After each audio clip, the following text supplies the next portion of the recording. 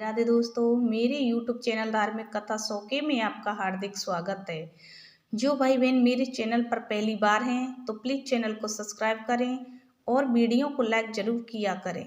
तो मैं आज आपके लिए द्रौपदी स्वयंवर की कहानी लेकर आई हूँ। तो सभी को प्रेम से बोलना है श्री कृष्ण भगवान की जय।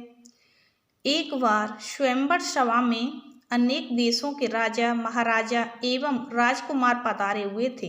एक ओर श्री कृष्ण अपने बड़े भाई बलराम तथा गणमान्य यदुवंशियों के साथ विराजमान थे। वहां पे ब्राह्मणों की पंक्ति में जाकर बैठ गए। कुछ ही देर में राजकुमारी द्रौपदी हाथ में वरमाला लिए अपने भाई धृष्टद्युम्न के साथ उस सभा में पहुंची। धृष्टद्युम्न ने सभा को संबोधित करते हुए कहा, हे विभिन्न देश के पधारे राजा महाराजाओं एवं अन्य गणमान्य जनों, इस मंडप में बने स्तंभ के ऊपर उस घूमते हुए यंत्र पर ध्यान दीजिए। उस यंत्र में एक मछली लटकी हुई है तथा यंत्र के साथ घूम रही है। आपको स्तंभ के नीचे रखे हुए तेल पात्र में मछली की प्रतिबिंब को देखते हुए बाण चलाकर मछली की आंख को निशाना बनाना है। मछली की आंख में सफल निशाना लगाने वाले से मेरी बहन द्रौपदी का विवाह होगा। एक के बाद एक सभी महाराजा राजा एवं राजकुमारों ने मछली पर निशाना साधने का प्रयास किया, किंतु सफलता हाथ न लगी और वे क्रांतिहीन होकर अपने स्थान पर लौट आए। इन असफल लोगों में जरासंध, शल्य, शिशुपाल तथा दुर्योधन, दुशासन आदि कौरव भी सम्मिलित थे।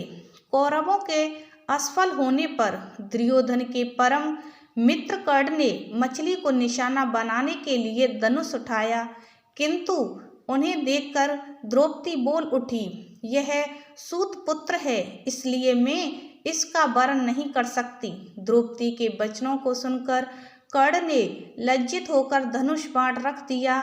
उसके पश्चात ब्राह्मणों की पंक्ति में उठकर अर्जुन ने निशाना लगाने के लिए धनुष उठा लिया। एक ब्राह्मण को राजकुमारी के स्वयंवर के लिए उद्धत देख वहां उपस्थित जनों को अत्यंत आश्चर्य हुआ, किंतु ब्राह्मणों के क्षत्रियों से अधिक श्रेष्ठ होने के कारण से उन्हें कोई रोक ना सका। अर्जुन ने तेल पात्र में मछली के प्रतिबिंब को देखते हुए एक ही बाण से मछली की आंख को भेद दिया।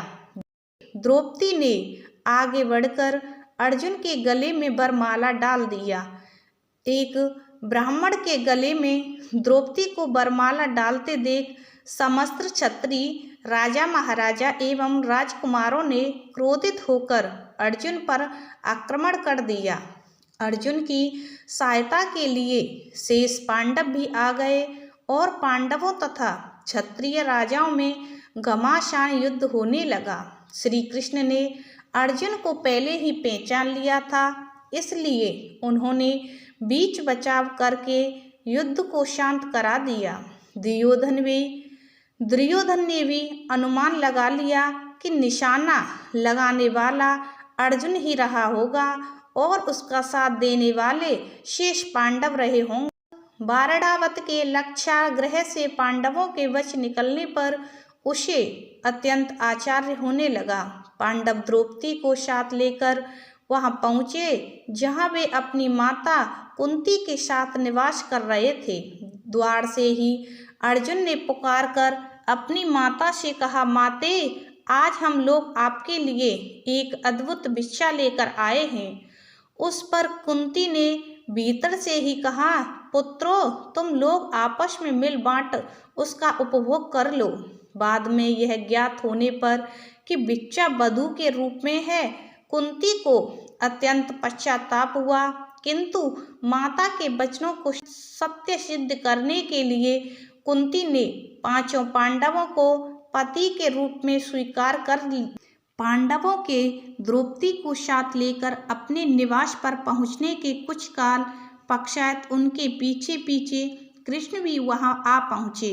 कृष्ण ने अपनी बुआ कुंती के चरण स्पर्श करके आशीर्वाद प्राप्त किया और सभी पांडवों से गले मिले।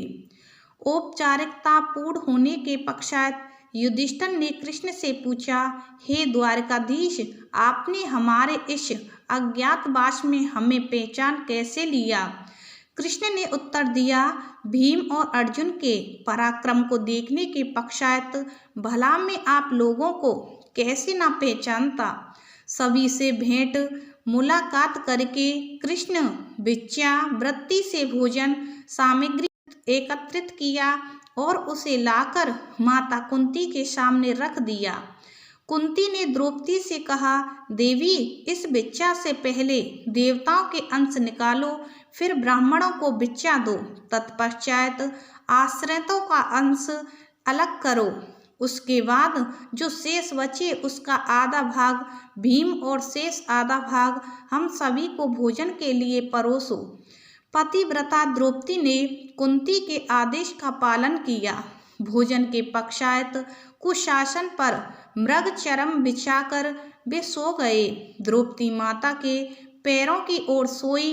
द्रौपदी के स्वयंवर के समय दुर्योधन के साथ ही साथ द्रुपद, धृष्टद्युम्न एवं अनेक अन्य लोगों को संदेह हो गया था कि ब्राह्मण पांडव ही हैं। उनकी परीक्षा करने के लिए द्रौपद ने धृष्टद्युम्न को भेजकर उन्हें अपने राज प्रसादा में बुलवा लिया।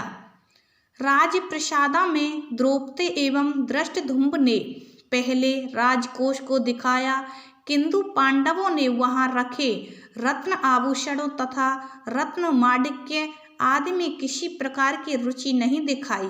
किंतु जब वे शस्त्रागार में गए तो वहां रखे शस्त्र अस्त्र उन सभी ने बहुत अधिक रुचि प्रदर्शित किया और अपनी पसंद के शस्त्रों को अपने पास रख लिया।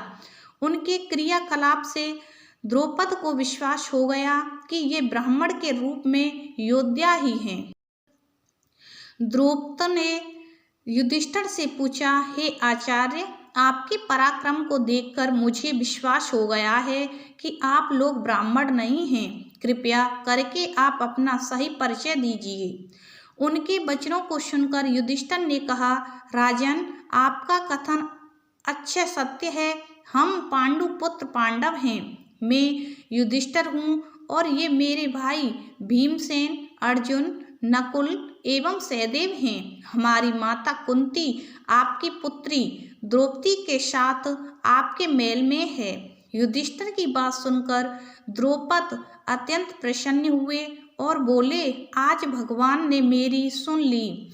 मैं चाहता था कि मेरी पुत्री का विवाह पांडु के पराक्रमी पुत्र अर्जुन के साथ ही हो। मैं आज ही अर्जुन और द्रौपदी के विधिवत विवाह का प्रबंध करता हूँ।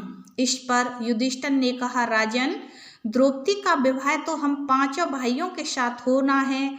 यह सुनकर द्रौपद आश्चर्यचकित हो गए और बोले, यह कैसे संभव है? एक पुरुष की अनेक पत्नियां अवश्य हो सकती हैं, किंतु एक स्त्री के 5 पति हो, ऐसा तो नहीं कभी देखा गया है और ना सुना ही गया है।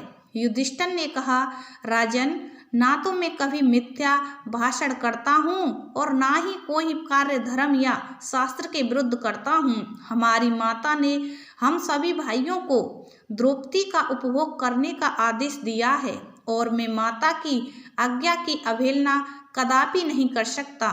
इसी समय वहां पर वेद व्यास जी पधारे और उन्होंने द्रौपद को द्रौपदी के पूर्व जन्म में तपस्या से प्रसन्न होकर शंकर भगवान के द्वारा 5 पराक्रमी पति प्राप्त करने के वर देने की बात बताई। वेद व्यास जी के वचनों को सुनकर द्रौपद का संदेह समाप्त हो गया और उन्होंने अपनी पुत्री द्रौपदी का पाणी ग्रहण संस्कार 5 पांडवों के साथ बड़े धूमधाम के साथ कर दिया। इस विवाह में विशेष बात यह हुई कि देव ऋषि नारद ने स्वयं पधार कर द्रौपदी को प्रतिदिन कन्या रूप हो जाने आशीर्वाद दिया। पांडवों के जीवित होने तथा द्रौपदी के साथ विवाह होने की बात तेजी से सभी ओर फैल गई। हस्तिनापुर में इस समाचार के मिलने पर दुर्योधन और उसके सहयोगी के दुख का पारावार न रहा। वे पांडवों को उनका राज्य लौटाना नहीं चाहते थे, किंतु भीष्म, विदुर, द्रोण आदि के द्वारा धृतराष्ट्र को समझाने तथा दबाव डालने के कारण उन्हें पांडवों को राज्य का आधा हिस्सा देने के लिए विवश होना पड़ गया। विदुर पांडवों को बुला लाए। धृतराष्ट्र, द्रोणाचार्य, कृपाचार्य, विकर्ण, चित्रसेन आदि सभी ने उनकी अगवानी की और राज्य का खंडव वन नामक हिस्सा उन्हें दे दिया गया। पांडवों ने उस खंडव वन में एक नगरी की स्थापना करके उसका नाम इंद्रप्रस्थ रखा तथा इंद्रप्रस्थ को राजधानी बनाकर राज्य करने लगे। युधिष्ठिर की लोकप्रियता के कारण कौरवों के राज्य के अधिकांश प्रजाजन पांडवों के राज्य में आकर बस गए। तो ये द्रौपदी स्वयंवर की कथा हुई समाप्त। बोलो श्री कृष्ण भगवान की जय।